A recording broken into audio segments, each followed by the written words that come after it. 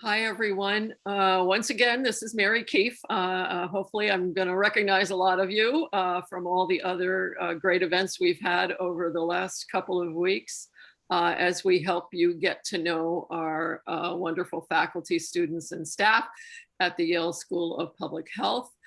This session, as you all know, is on diversity, equity, and inclusion. Very important topic to all of us. We are going to be led in this conversation by Mayur Desai, our Associate Dean of Diversity, Equity, and Inclusion, and a favorite faculty member and dear colleague of mine. I'm not going to waste a lot of time talking. I want to turn this over to Mayur so that we can have a good conversation about what's been going on at YSPH in this area and what we hope to accomplish in the days ahead.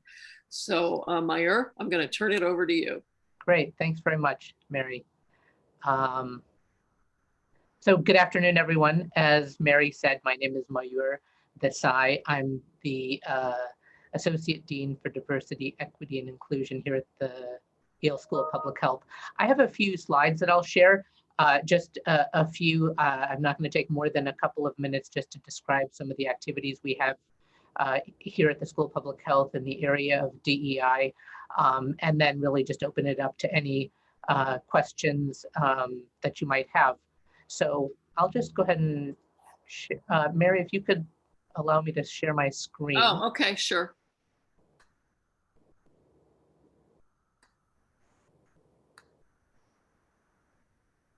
Should work now, Mayur. Okay, great. Perfect. Thank you. All right. So let me just start here by, sorry, let me just swap this. Okay, hopefully you can see my slides.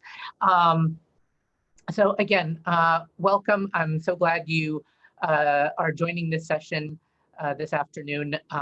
As I said, my name is Mayur Desai. And I would also just begin by pointing out that I'm also an alum of the program. So you can see I got my MPH here now several years ago in 1994, and then stayed on to do the PhD program. My MPH was in the Health Policy Department, and then in the Health Policy program, and then for the PhD, I switched over to chronic disease epidemiology. So also happy to chat about any of our programs. And so what I wanted to do is also just provide you with my contact information. So if after this presentation you have any questions or comments that come up, please feel free to email me. I've also included my cell phone number here. Welcome to text me. Happy to set up a time to talk anytime. And as Mary said, I'm also a faculty member here in the School of Public Health in chronic disease epidemiology, and I direct our one-year advanced professional MPH program. And I don't know if we have any of our AP MPH students on the call right now, but I direct that program. So just quickly, this is our School of Public Health, and we're very excited that it looks as though we're going to be more returning to business as usual in the fall. So it's really exciting to be able to welcome you. When you do come to the School of Public Health, you'll find me here on the 4th floor. That's my office. I don't know if I'm in my office currently, so you can, that's where I am right now. So what I wanted to do today was just do a quick overview of issues around diversity, equity, inclusion, and I would include belonging in that. So Yale has an entire initiative around belonging at Yale, and I'll talk a little bit about that. So, but what I wanted to do is just give you a sense of what I would call the infrastructure of DEI here at YSPH, mention report issues about reporting, and then end by just giving you a sense of some of the priorities and activities that we have here at the School of Public Health, and then really just open it up to any questions, comments, ideas that you may have. So in terms of what I would call infrastructure, there is my position. So I would note that the position of Associate Dean for Diversity, Equity, and Inclusion began in 2019. I'm about a little more than a year and a half into this position, but our Dean, Sten Vermund, and I don't know, perhaps you've seen him on some other sessions or you've seen his name floating around, but we have a fantastic Dean who thought we really needed a leadership position in the area of diversity, equity, and inclusion. So for a long time, we've had a DEI committee that's was led by a senior faculty member for a very long time. Mary's been on that committee for a long time, doing incredibly important work for the school in this area. But Dean Vermund thought it was really important that we elevate the position in terms of its leadership status. And I was fortunate enough to be selected to be the inaugural Associate Dean. We also have Lee Roberts. We have an administrator of our Office of Diversity, Equity, and Inclusion. She is fantastic. She came from more than 20 years of experience in higher education and DEI work. And really excited to have her here working on DEI issues. We also have a DEI committee, as I mentioned. This is made up of everyone in our community. And I just realized I forgot to put alumni here. It is students, staff, faculty, and alumni. So our alumni are very committed to issues of DEI. In fact, I would say that for many years, they have been working with the school to help improve and extend our work in the area of DEI. And we're quite vocal about wanting to see a senior leadership position. And so I think in part it was responsive to our alumni that this position was created. So we have a DEI committee that includes students, faculty, staff. If this is something you're interested in, would love for you to get involved and join the committee. We have student diversity ambassadors and liaisons. So these student diversity ambassadors are paid positions. We have 2 to 3 MPH students every year who serve as diversity ambassadors, and they're involved in a number of activities. So you will hopefully get to know them. Certainly, even as admitted students, they may be participating in some of the events. They're very integral to our new student orientation at the end of the summer, at the beginning of fall. But they liaise with our different affinity groups. They are actively involved in creating programming and events that help to build community here at the School of Public Health. They serve on the DEI committee. They're involved in recruitment efforts. They are just tremendous resources. And these, as I mentioned, are paid positions. So this is not volunteer work on the parts of the students. We have a number of students who love to get involved and do a variety of things, but these are actually paid positions. And then we have several affinity groups, and I won't mention them all, but I'll mention just a couple. So we have an affinity group, which we call the Emerging Majority Students Association, which is for our students of color. We have an affinity group called Out in Public, which is our LGBTQ plus affinity group. We have a relatively new affinity group. This is now a couple years, Global Alliance for Public Health, and this is for our international students. About 1/3 of our students are international, and so a couple of years ago, some of the students wanted to be able to create a group that would help support and build community among those students, and so that's been tremendously successful. This, I'm not going to get into this. I'm only too much. This is only to say that, you know, there are reporting mechanisms here at the School of Public Health when issues arise for students. So mostly just want you to know that fortunately we don't have many of these kinds of issues, but should they occur, there is the opportunity to report any issue and seek resolution. So here at Yale, we have a position called the Dean's Designee, which in this case of the School of Public Health is Lee and myself.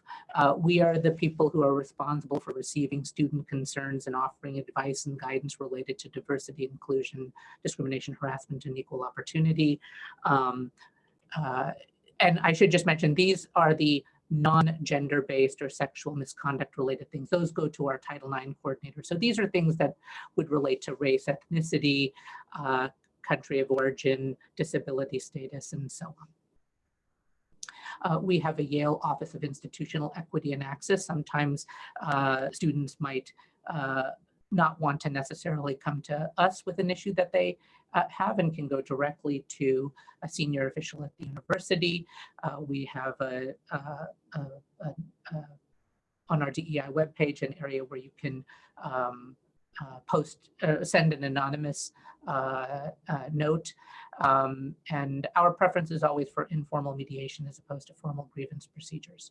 So just a little bit about that, just so you know that this is something that we take very seriously, and should any issue arise, there are ways that I am here to help navigate the system with you. And then finally, I'll just end with a few things that we're currently working on. I didn't want to just provide a big long laundry list. I'll just highlight a few things that we're doing and then really open it up to questions. So one of the key things is currently we are developing a 5-year action plan around diversity, equity, inclusion, and belonging. This aligns with the university president, Peter Salovey, has issued a report on DEIB, diversity, equity, and inclusion and belonging at Yale, with several recommendations that came from the President's Committee on Diversity, Inclusion, and Belonging. And so the School of Public Health, along with all of the other units on campus, are engaged in a 5-year action planning process around these issues.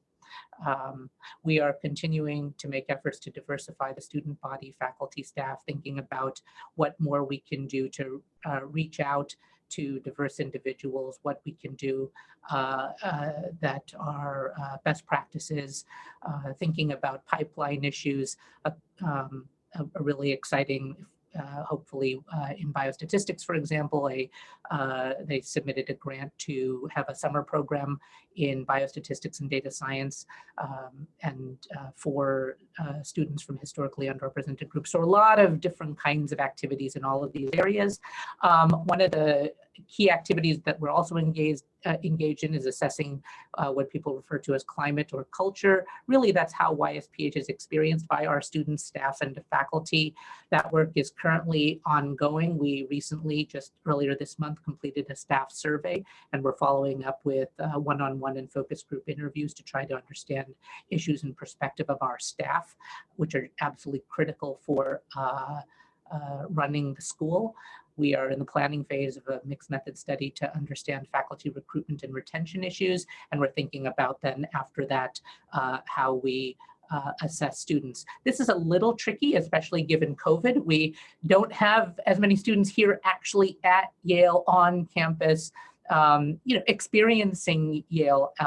This is going to be very different for you as incoming students, which is really exciting. Just today, we got an email from the university president talking about plans for, again, all contingent upon things continuing in the favorable direction and looking good from a public health perspective, but really opening campus up back in the fall and with in-person classes and all of the rest. So really excited to do that. Thinking about trainings, what are our needs, our priorities, schedule of trainings around issues of diversity, equity, inclusion, and belonging for our community. And then thinking about communications and visibility of the office and making sure that we do a better job of communicating the work that's happening here at the school. So with that, I'm going to go ahead and end. Again, here's my email address. You can always find it on our school website and also my cell phone. So feel free to email me or text me if there's anything that perhaps you think of or comes up after the call. All right, so that's really all I had. I didn't want to spend too much time talking, and but happy to open it up and answer any questions that I can. And if you do have a question, please go ahead and introduce yourself, your name, where you're zooming in from, what do you currently do, what department are you, just briefly, what department are you applying for, just so we get a sense of who's on the call.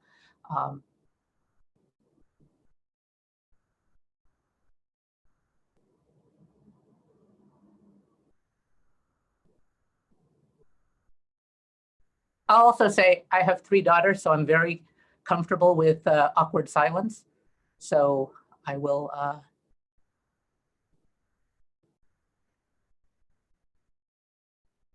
I don't have any questions, but I can introduce myself. Great. Yeah, please jump in. Yeah. Hi. My name is Iman. I have been admitted to the SBS department for Yale. Excellent. But yeah, I'm calling in from Los Angeles, California, so it's actually morning over here. Yeah, but I'm super excited. I already committed to Yale. I'm really Oh, looking great. forward to the program and getting to meet you all in person, hopefully. Yeah, I'm currently finishing up my senior year at UC Irvine. So I'm Oh, getting, great. yeah, I'm getting a degree in biological sciences. Oh, fantastic. And as an SBS student, you might take one of the classes that I teach in the spring. So Oh, really? yeah, so looking How forward to it. exciting. Yeah, great. Good afternoon, Dr. Desai. This is Michael Bea calling you from Los Angeles, California. I am originally from Lebanon. I am a senior director at Operation Smile. We are an NGO that specializes in cleft lip surgery for children in 34 countries. I am going to be hopefully joining the Advanced Professional MPH. Right. So really looking forward to taking some of your classes and working with you. And thank you so much for your presentation. As someone who comes from the Middle East, it's very, very nice to see that these things are taken into consideration at the school. I appreciate you for your time. Great, thanks, Michael. Yeah, looking forward to hopefully seeing you in the summertime. So for those who don't know, we have a program that's called the Advanced Professional MPH Program, which is a one-year accelerated program for people who already have an advanced degree or years of experience working in the area of public health. So great. Hi, Hi. I am Caroline Helson and calling in from New York, but I'm actually based in New Hampshire. One thing that I had, SBS department. Great. One thing that I did have a question on is if you could just share anything about or explain a little bit more about some of the faculty feedback that was received. And then also, it sounds like from what I gather that the School of Public Health actually is doing very well in the area of DEI. Do you find that to be the same across the university? And how does that impact maybe like interdisciplinary work with FPH? Yeah, those are great questions. I'll try to hit them all or as best I can. If I don't fully answer, feel free to ask again. Yes, so it was a staff survey that we just completed. We're going to be moving on to faculty shortly. That's in the planning stages. But that was really interesting. And I will say, and we started with that because I think as a school we tend to focus, and perhaps reasonably so, and on students and faculty. Schools revolve around certainly our students and the faculty who are here to teach. But we often don't, I think at universities, pay as close attention to the staff as we need to, who really are the glue that keep us running and moving, everything from making sure that our academic and research programs are successful. And so we started with that. And it was by and large quite favorable, but it did highlight some issues that we need to do a better job at. So there were some clear areas of issues around training that the staff have asked for, issues around feeling respected by faculty, and so that's given us some things to think about in terms of what we want to do there. Issues around, I'm sorry, somebody's here for. I'm just gonna put myself on mute for 1 second. Mary, if you wanted to just jump in with a couple thoughts, feel. That's so funny. See how friendly we are? I was just on another call with the EMD department where somebody's dog had to be let out in the middle of their presentation. So thank you for understanding life in the world of Zoom these days. I'm a member of the staff, so it's interesting to hear my errors. I did read the survey results. And as you can tell from his willingness to speak and talk about this, we're very transparent. These surveys that Yale does, and as part of our world these days, everywhere, even, when you go to your bank, they send you a survey. Now, sometimes it's a little overwhelming, but the surveys Yale has done have really been well considered. they've been a lot of feedback has been turned into policy and action. I really think during COVID, what we've lived through at Yale in the last year, I've never felt so valued as I have as a staff member. At the way they have handled all of this for all of us, not just faculty and students, but we have been included in all of the sort of testing, vaccinations, the very sort of consideration about how safe or unsafe we felt. And so I'll give it back to Mayur. I see he's returned, but it's a very transparent place, and also very interested in how we're all doing as members of the Yale community. And that does result in action. It maybe takes a little time sometimes, but seriously considered. So go ahead, Mayur. Yeah, so sorry. That was the delivery person. There's nobody on our floor. I'm the only person on our entire floor. And actually I ordered for my office, I ordered a desk treadmill, and I was really hoping it had come, and instead it was just stuff for other people. So anyway, so lots of issues that we're looking at the survey. We're actually in the process of analyzing the data now around staff, but issues around staff, which are absolutely critical. But let me just say more broadly around, because the other part of the question was around the university. So I have an opportunity as the DEI lead for the School of Public Health to, we have regular meetings of the DEI leads across the university. And I will tell you, I sometimes cannot believe some of the discussion. As a whole, Yale is, I think, moving in the right direction. There is a university level vice president, secretary of the university in charge of university life and diversity, equity, and inclusion and belonging.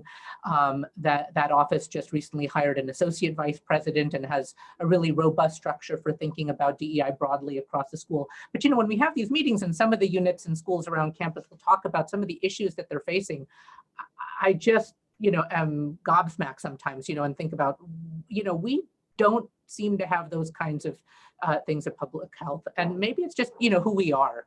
And what we do and what we study and what we care about, that creates a community that is, I think, more sensitive, more interested, more devoted to issues around DEI. And that's just not to say that we're perfect. We certainly have issues. We're trying to do better. We want to make our community more diverse and inclusive. But I think it's an environment that I think is supportive of all of us and allows all of us to bring our authentic selves to YSPH. So I don't know if I helped answer at least some of the question. Yeah, you did. Thank you.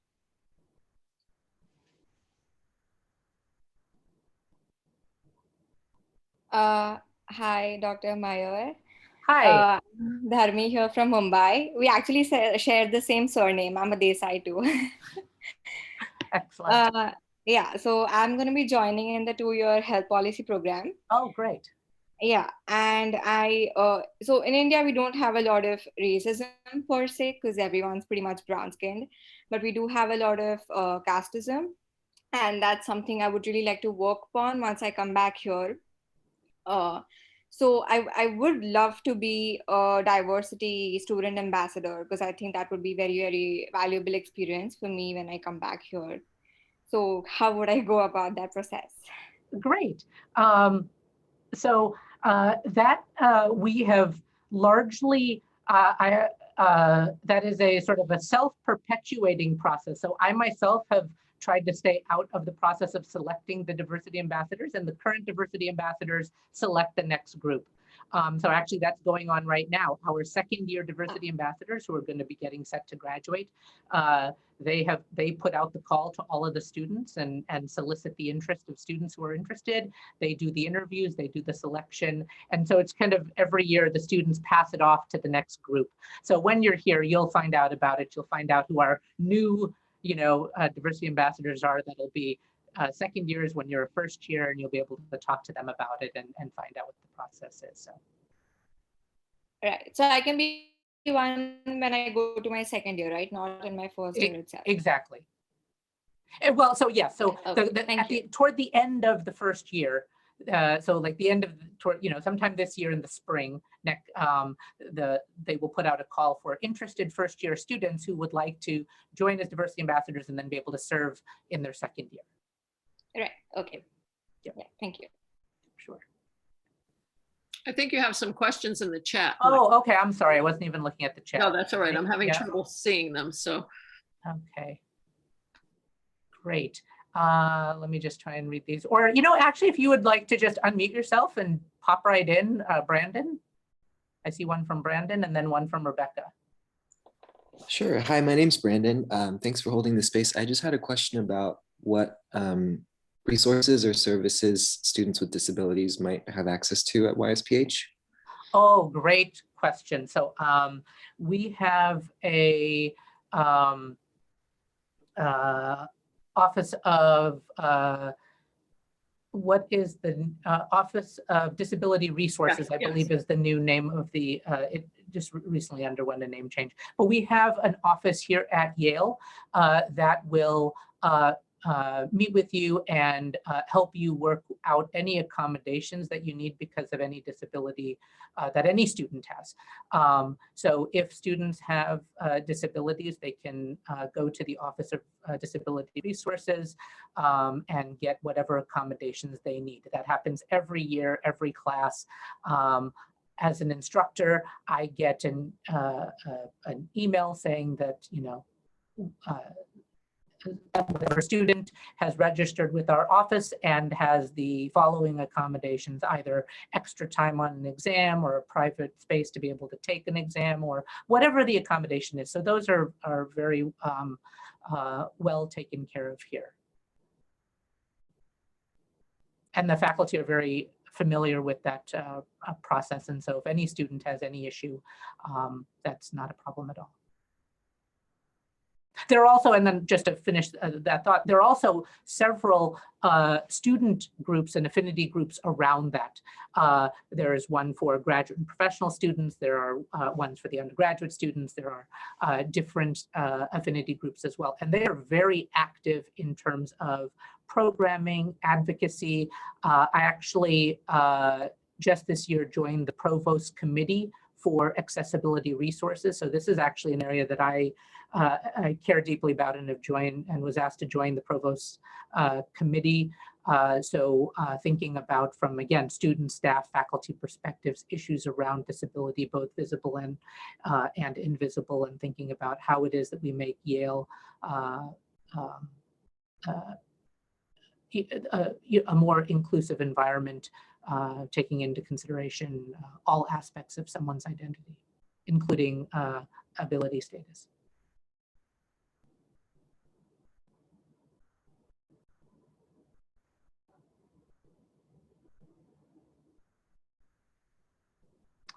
Rebecca, there was a question from Rebecca. I don't know if you wanted to jump in. Sure. Hi. Sorry, this is just a quick question, but you had mentioned sort of the surveys you're doing of staff, faculty, and students about DEI, and I was just wondering if that's an internal assessment or if that's something that there's an external evaluator working on. Yeah, great question. So a little bit of a hybrid. So my office with Lee, we drafted a staff survey that went through review by the school's director of faculty and staff affairs, as well as at the university level, the associate vice president for institutional equity and access and staff related issues. We fielded the anonymous survey through our university's online survey system.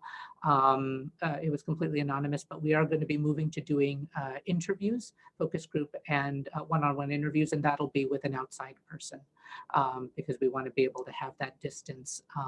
And as we plan the faculty work, that'll be the case as well. For collecting the more sensitive data around through interviews, that'll be an external person. Great, thanks. Yeah.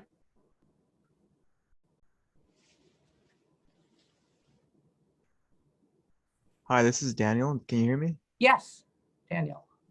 Okay, so I'm Daniel, admitted for the chronic disease epi, calling from California, but San Diego really.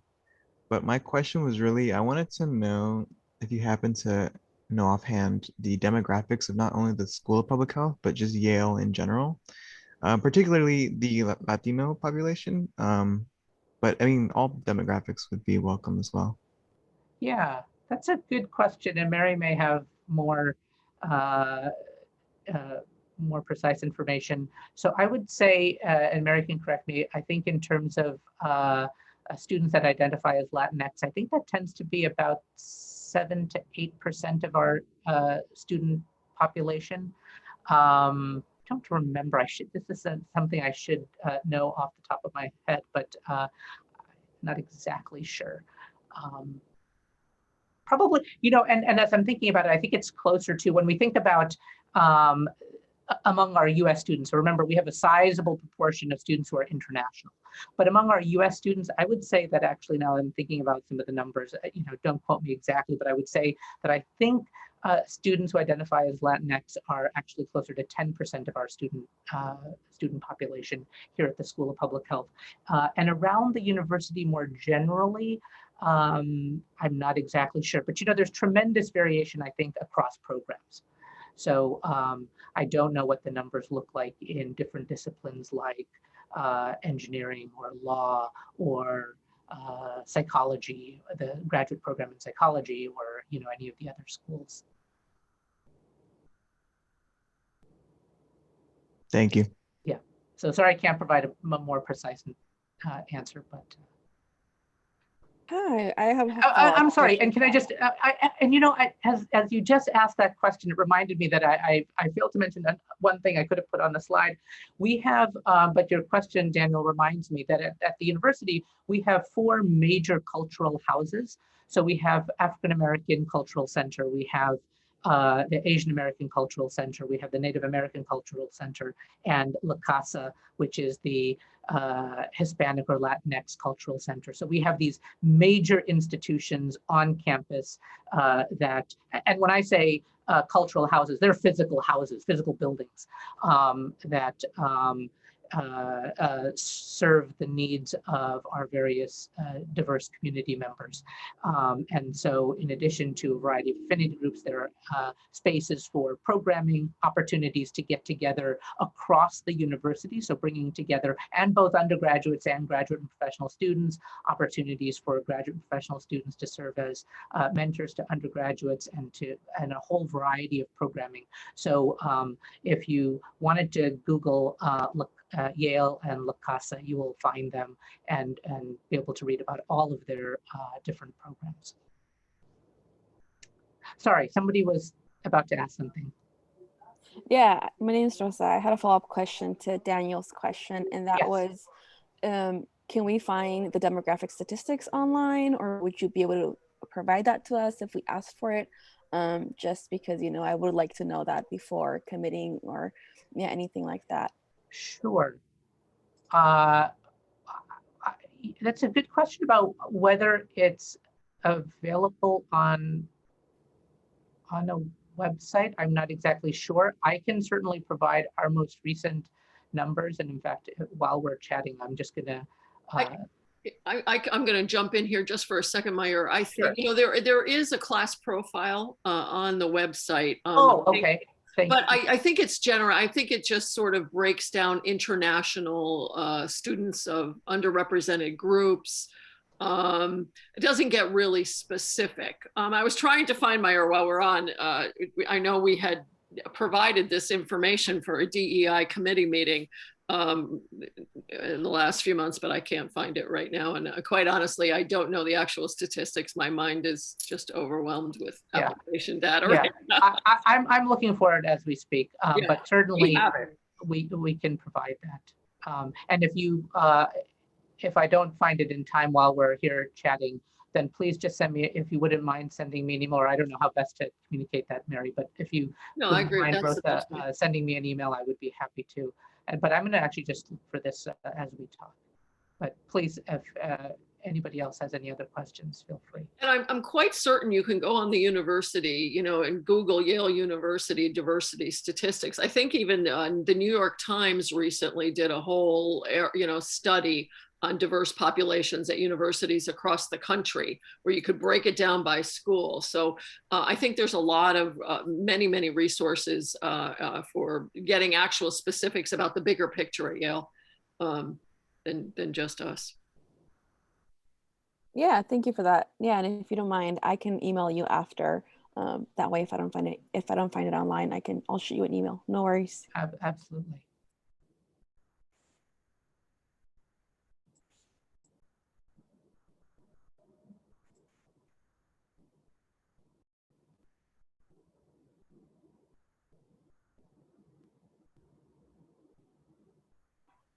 Hi there. Hello. Oh, sorry. Can you hear me? Yes. Hi. My name is Talia, and I use she/her pronouns. I was admitted to SBS. Very excited. I was wondering about what the affinity groups, like action items for like LGBTQ communities have been, as well as what kind of community resources are available.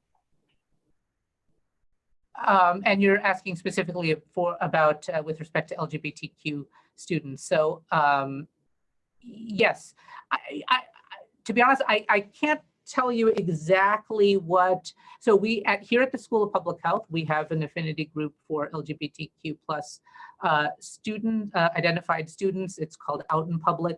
That is run by a student executive board. To be honest, I'm not exactly sure all of the things that they have been up to this year. They've had a number of different activities and events, and and to the extent that, as possible, given COVID, traditionally they would have, our affinity groups would have social events. They would, last year there was an entire series of lunchtime speakers on topics related to LGBTQ health. So in terms of programming, there are a number of things that they do. And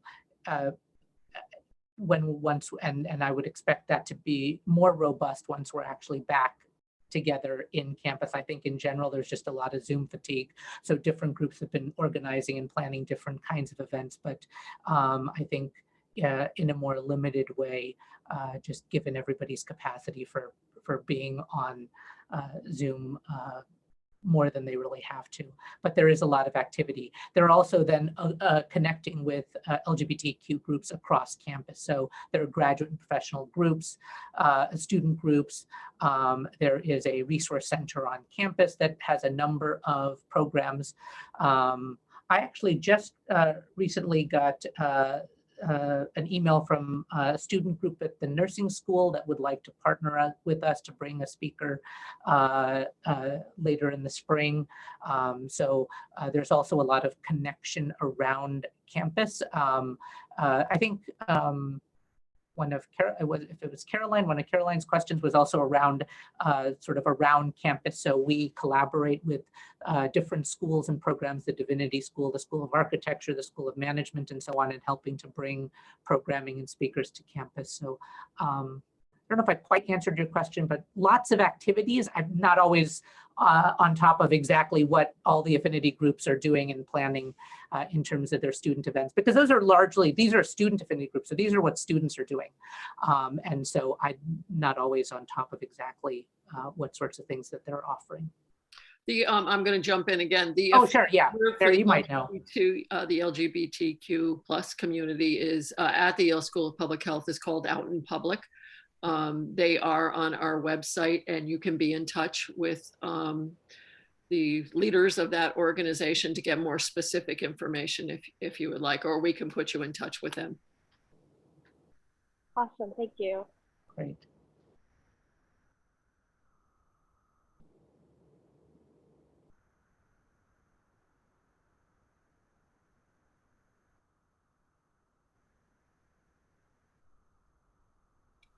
Hi, I actually have a quick question. So, sure. Nice to meet you. Thank you for, doing this. I appreciate it. So in terms, I went to Quinnipiac University, so like right up the road. So Right, we had sure. like we had like a big like awareness, and we had like I think like a app on our phone for like sexual assault, and like they were saying like really like if you see something like report it or something like that. So I just wanted to know if Yale has like those like a large like resource group, something like that, or like an application on your phone if you like spot or see something that that you find like inappropriate, if you can like report it easily or something like that. Yeah. Mary, do you want to say something about? Well, I'm trying to find it on my phone now. Isn't that awful that I'd be scrolling? There's the Live Safe app that has all kinds of resources for all of us, even when you're by yourself, if you feel in danger, if you see something that's, needs attention, even if you want to visit from the, what do they call them? Companion dogs, if you're, it's really terrific. I think it is an app that is, available to universities across the country, but the one that we have is specific to Yale, to the Yale community. And I highly recommend anybody that comes on campus, even if you're sort of going to be leaving an area and walking to another area, you can plug that information on so you're in there, so your friends, your roommates, whoever are aware of what, that you're in progress to a place to make sure you get there safely. It's a great resource. All right, thank you. Thanks.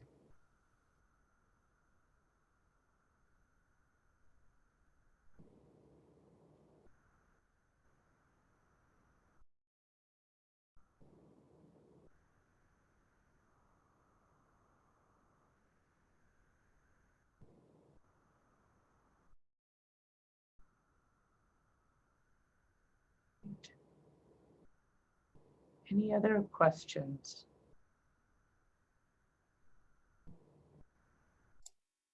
So apologies, I did join late, so excuse me if this was already asked. Sure. Is there any kind of like off-campus retreat or activities that the School of Public Health coordinates for diversity groups, or would that just be centered on the diversity groups themselves?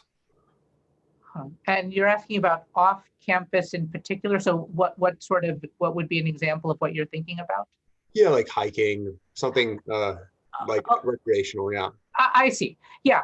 Usually those are usually handled, I would say, by our diversity ambassadors and the affinity group. So, even now, for example, we early in the fall when the weather was nice, we had a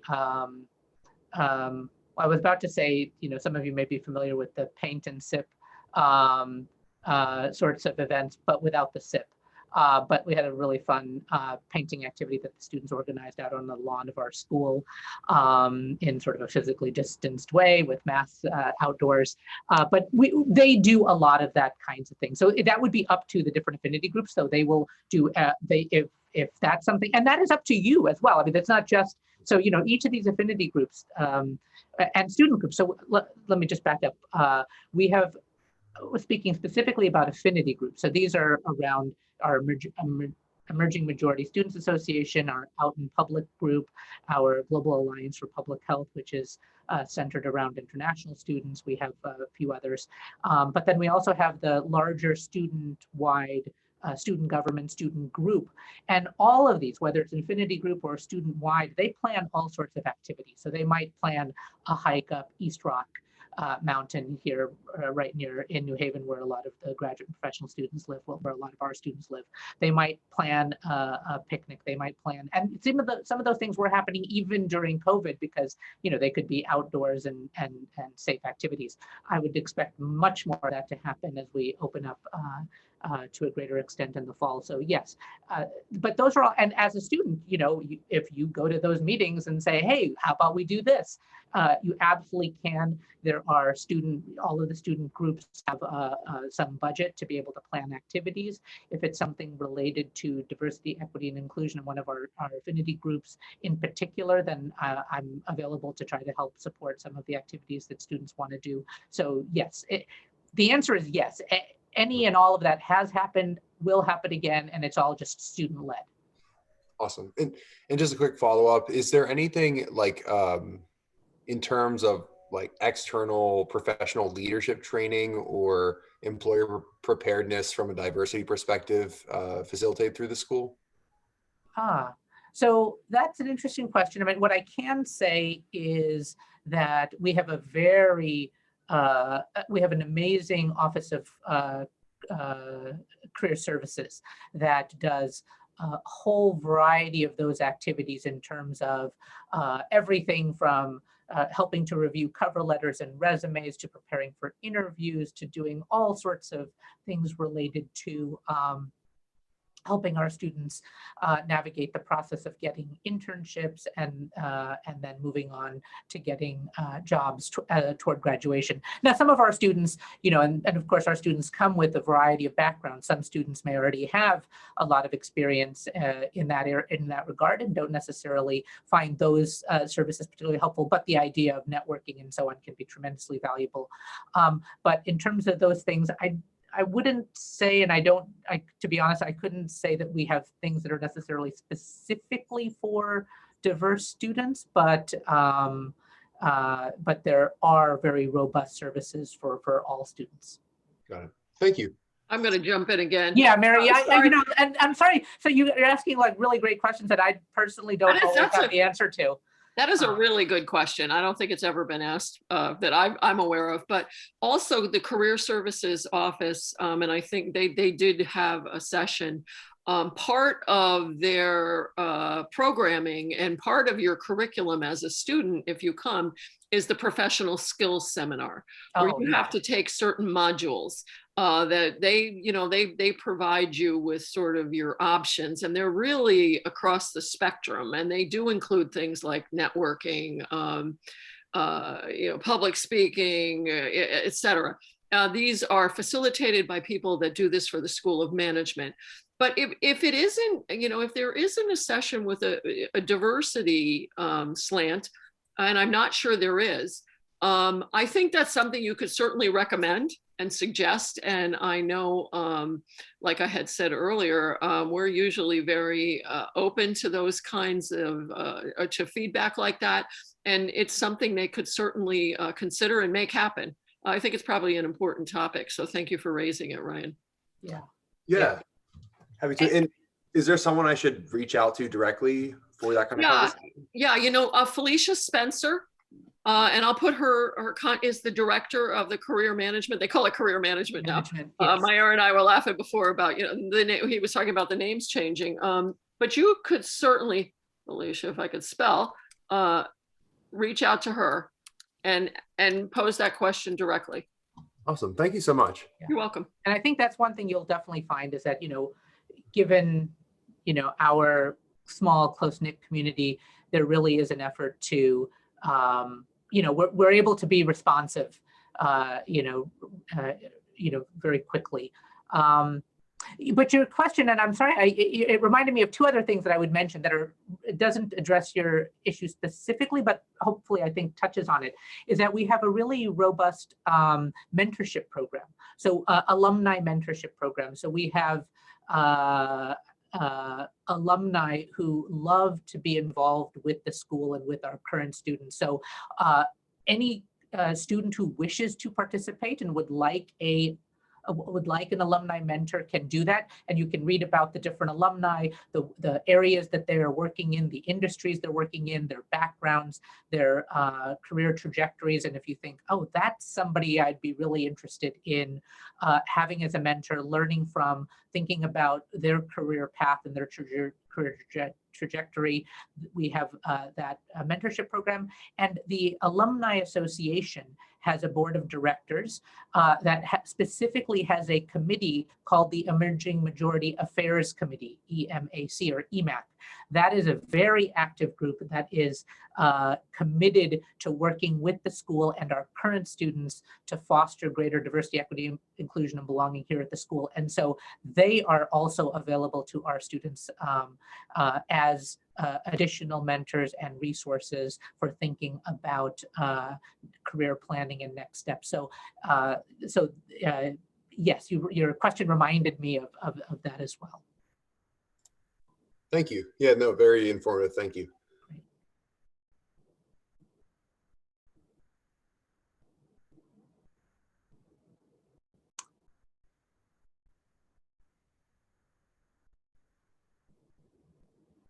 Any other?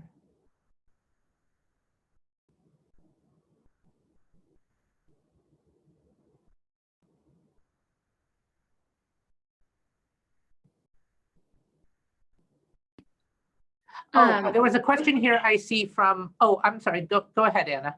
And then I see there was a question here from Deborah in the chat. I just noted that. I was sort of going to build off of Ryan's question. I'm curious if there are ever anti-racism trainings available for students, faculty, staff, that sort of thing. Yes, so great question. So we have, I'll say a couple of things on that. One is as part of our new student orientation. So if you join us here at the School of Public Health at the end of August, we have our new student orientation prior to the start of classes. And one of the key sessions is a session on implicit or unconscious bias. That is also then followed up by some additional sessions that the diversity ambassadors have led in the past. Last year, we also incorporated a book club for incoming students that was led by our diversity ambassadors, and 3 books of which are probably very familiar to this group. You could pick one of 3 books, How to Be an Anti-Racist, So You Want to Talk About Race, and Stamped from the Beginning. So for incoming students, we have that, and we've had unconscious bias training for faculty. We are planning training for the staff, either perhaps in the summer or early fall. So we're trying to think about different kinds of trainings. Part of that came out in the study that we did of staff. So yes, all of that is either currently happening or is underway. Great, thank you. Yep. And then Deborah asked a question about, can I share something about how YSPH incorporates DEIB into coursework? Another great question.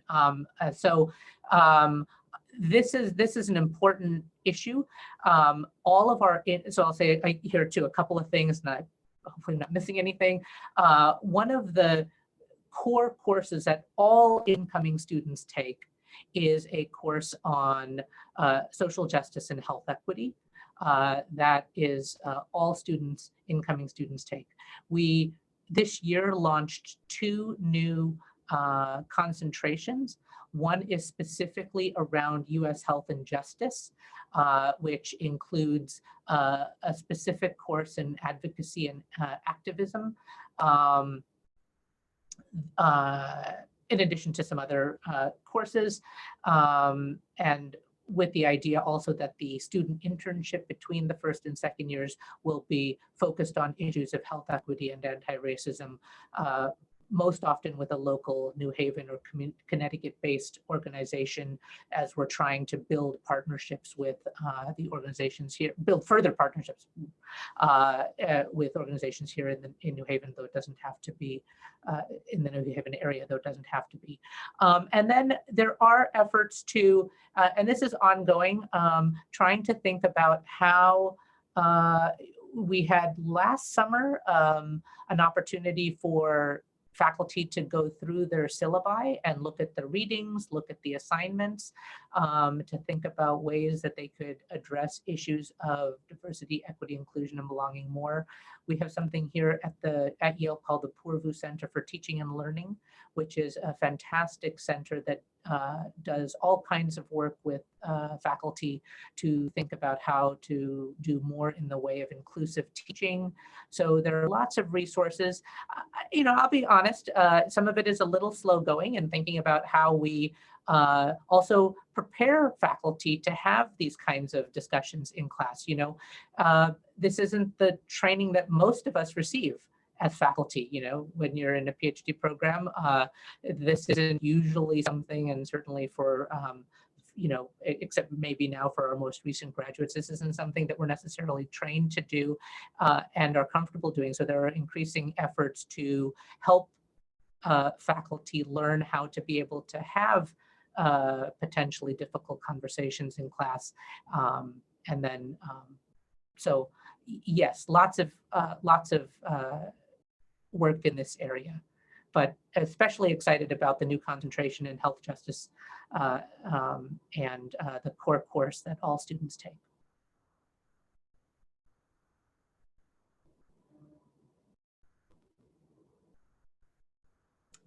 Great.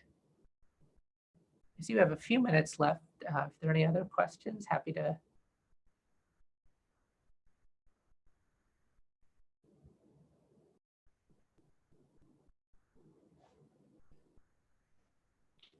And again, I'll just put my email in the chat again. I know we might have had some people who joined after I shared the slides that had my contact information. And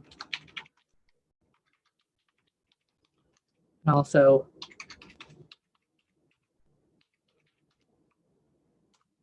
put my cell phone if you'd like to text me, email me, whatever. Happy to set up a time to chat.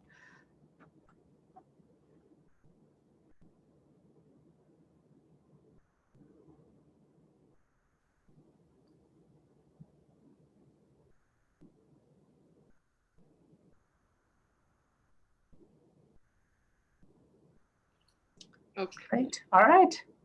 Well, if there's nothing else, I guess we can give you back 2 more minutes. Thanks so much for joining. And again, please feel free to reach out if I can help answer any other questions. So thank you all. Thanks, great. Thanks, everyone.